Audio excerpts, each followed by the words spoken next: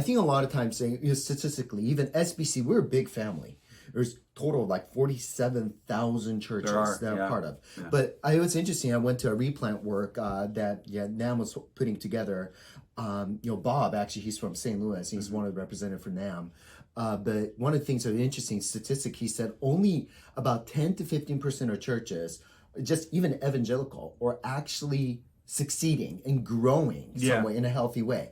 He said the staggering reality is this. He says 70 to 80% of churches either have plateaued or in decline. Yeah. And then he said 15 to 20% of churches are dying, ready to close their doors right now. Right. That's shocking to me. So majority of churches actually plateaued or declined, and that's where revitalization is such important, needed work. Right. But revitalization takes a church with humility, though, because if you have money in the bank, there's a lot of churches that will not even consider, closing the doors or bringing in someone to change sort of the DNA of the church. And so there's a lot of dying churches, like you said, that are sitting there, and they're going to last. They could last 10 more years because they've got money in the bank. It's just sitting there and paying off their loan and paying off their things.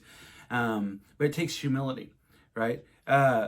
I said a word just a second ago. I said DNA. That's a big difference between church planting and church revitalization. Yeah. Whenever you plant a church, if you're thinking about that, you're creating a brand new DNA, and there's less baggage that's usually connected to that because you're thinking of what is God doing in this new DNA. Whenever you go into a revitalization like I'm doing, you spend some time, you got to figure out the DNA of the church. And it may be different than where your heart's at or what you're understanding.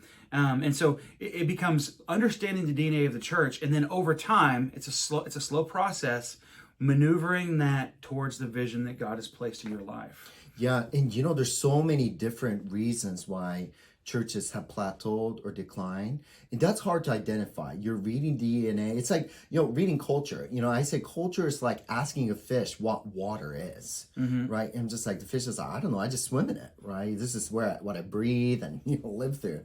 In the same way, like when a culture of a church, you got to historically look at it, past, present, future, and take a proper kind of honest diagnostic. So some churches, I'm not saying all churches, perhaps your church has plateaued, or business we call slow bleed has happened because churches have found themselves to be content of doing church rather than being the church.